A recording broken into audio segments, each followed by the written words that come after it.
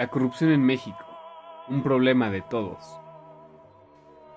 La corrupción se define como la práctica consistente en la utilización de las funciones y medios de aquellas en provecho económico o de otra índole de sus gestores. En otras palabras, significa el abuso con fines de lucro personal de un poder delegado. Se puede manifestar de diferentes formas y magnitudes, desde la famosa mordida de los policías de tránsito hasta la creación de una empresa llamada Sonografía, acusada por robar más de $400 millones con la colaboración de Pemex. Actualmente, México ocupa el lugar 107 en Transparencia Internacional, lo cual significa que es el 71 más corrupto de todo el mundo. Tal vez 71 suene que vamos bien, pero en este índice participaron 177 países. México pierde 40,000 millones de pesos al año por ese cáncer que ha estado atacando a nuestro país desde hace ya tiempo. ¿Es fácil ser corrupto en México? ¿O por qué nos invade este fenómeno? ¿Se puede evitar? ¿Qué piensa el pueblo mexicano acerca de esto? ¿Solo ocurre en la política? Sí, la corrupción es un problema de todos. Es institucional, debido a que nuestras reglas suelen ser ambiguas en la exigencia de transparencia y rendición de cuentas, pero que se deriva de la impunidad, ya que las consecuencias jurídicas son prácticamente nulas. Pero es también cultural, pues estamos tan acostumbrados a ella que pensamos que no vale la pena combatirla. Como materia prima de un país, tenemos muchas cosas buenas, pero nos falta mucho más para ser los hombres y mujeres que nuestro país necesita, porque en lugar de tomar nuestros destinos en nuestras manos, estamos siempre esperando que alguien nos señale un camino predeterminado. ¿Sabías que la corrupción en México nos cuesta aproximadamente 1.5 billones de pesos al año? Esto representa cerca del 9% del Producto Interno Bruto, lo que es equivalente, por decir algo, a casi 45 veces el presupuesto que recibe la UNAM. En el índice de percepción de la corrupción 2012, Dinamarca, Finlandia y Nueva Zelanda comparten el primer lugar, con una puntuación de 90. Una posición que han podido alcanzar en parte debido a que cuentan con sólidos sistemas de acceso a la información y normas que regulan la conducta de quienes ocupan cargos públicos. La cuestión es que, para poder enfrentarla, y por qué no, combatirla, resulta indispensable empezar por reconocer que no solo es un problema multifactorial. Es necesario, además, asumir responsabilidades y plantear acciones integrales que incluyan la participación ciudadana. Asimismo, las autoridades mexicanas deben hacer énfasis en los castigos aplicables en caso de que se cometa un acto de este tipo. Si hay impunidad en el país, este seguirá como está. En días pasados, el líder nacional del Partido Acción Nacional presentó una propuesta para crear un sistema nacional anticorrupción, basado en 6 ejes, que pretenden, en conjunto, rescatar a la Secretaría de la Función Pública y fortalecer a la Auditoría Superior de la Federación.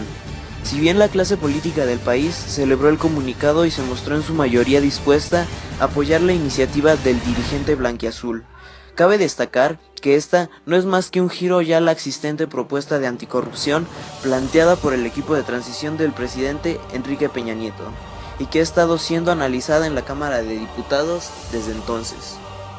El problema aquí es que la corrupción se encuentra en niveles insostenibles, no solo por los aspectos antes mencionados, sino porque se ha vuelto parte de las negociaciones políticas, a costa de la ciudadanía.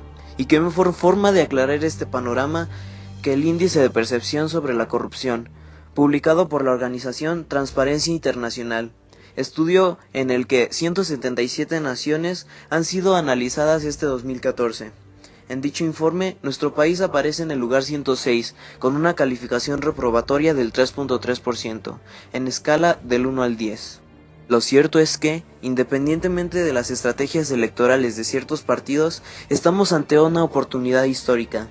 Es un hecho que la participación ciudadana es cada vez mayor y la transición de gobernabilidad a gobernanza abre nuevas posibilidades en la inclusión integral para el combate a la corrupción.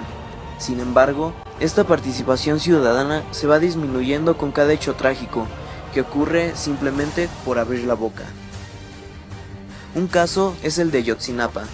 43 normalistas desaparecidos después de realizar una marcha en contra del gobierno municipal en Iguala, Guerrero, Este evento sacudió a cientos de miles de jóvenes en busca de un gobierno que los escuche, pero no duró tanto la luz de la razón que los había iluminado, pues el gobierno rápidamente tomó acciones y empezó a reprimirlos sigilosamente. Obviamente, con la ayuda de las más importantes compañías de televisión, como lo son Televisa y TV Azteca. El miedo reina entre el pueblo mexicano, el temor a decir verdades que le duelen a un estado enfermo de corrupción y ambición. Lo supimos porque salimos a las calles a preguntar si nos daban una breve entrevista con motivo de exponer la corrupción en México. Y 2 de los 5 a los que les preguntamos nos respondieron que tenían miedo de ser grabados y que luego nos culpen por decir cosas en contra del gobierno. Hasta ese grado ha llegado el miedo. No dejar que 2 estudiantes de preparatoria los entrevisten por miedo a que les pase algo por decir sus opiniones. Es como una obstrucción de la libertad de expresión, pero de una manera sigilosa a través del miedo.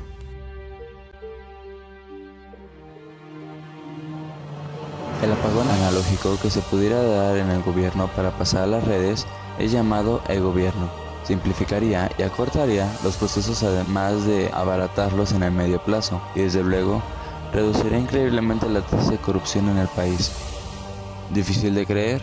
Bueno, todos los países en los que se ha aplicado el proceso en el que 2 personas tienen contacto, uno por parte del gobierno y el otro por la ciudad, el gobierno vieron caer en el rubro un 99% de la corrupción. El gobierno electrónico es la aplicación de las tecnologías y la información de la comunicación, llamado TIC, al funcionamiento del sector público, con el objetivo de incrementar la eficiencia, la transparencia y la participación ciudadana.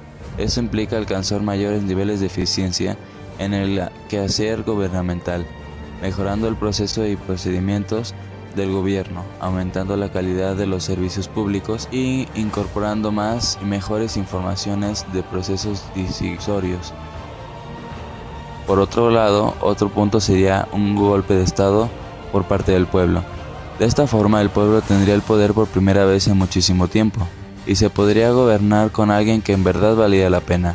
Esta solución está un poco lejos de la realidad, pues este país en sí está totalmente corrompido, y alguna vez que se llegue a poder no se sabría la verdad si en verdad es corrupto o no, pues ya se maneja altas cifras de dinero y la ambición y la codicia de la gente no tiene fin. Lo primero que se debería de hacer sería hacer un grupo intelectual que pudiera estructurar un plan para abarcar todos los aspectos y ámbitos de los gobiernos que podrían entrar en acción. Lo siguiente sería disponibilidad de recursos. Al tener recursos y los medios, ya todo es posible. Por consiguiente, se entrarían la gente que fuera dispuesta a llevar a la meta y en plan entraría a la acción. Por último, sería la solución de manera legal. Enjuiciar a los corruptos y hacerlos de vuelta a todos los bienes al Estado. Encerrarlos en la cárcel común, no privilegiados, para que vivan en piel y en carne propia la aplicación de las leyes que ellos mismos crearon para protegerlos.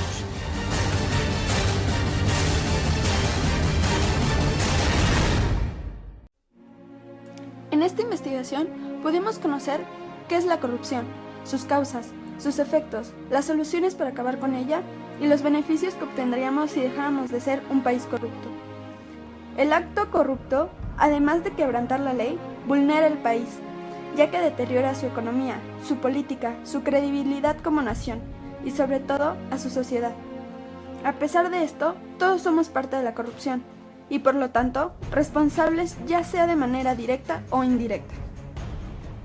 Los políticos, con su abuso excesivo del poder, desmoralizan a los ciudadanos y hacen que no confíen más en la política y en la legalidad del Estado mexicano, haciendo que nuestro país no logre poner en práctica la democracia que éste merece. Al igual, le resta credibilidad al país, lo que hace que la inversión externa lo piense 2 veces antes de venir a México a invertir. Es por eso que se deben proponer soluciones con el fin de erradicar la corrupción. Se puede lograr de varias maneras, y como individuos podemos comenzar por predicar con el ejemplo. La educación es una parte muy importante en el ser humano, y si logramos educar a nuestros hijos a que eviten la corrupción, podremos cambiar todo el sistema nacional. El cambio está en nosotros. Cuando busquemos al responsable de la situación del país, no para reclamarle, sino para exigirle, estamos seguros que lo encontraremos cuando nos topemos por un espejo. Ahí estará. No es necesario buscarlo en otro lado, y le suplicaremos que nos ayude a hacer un México mejor.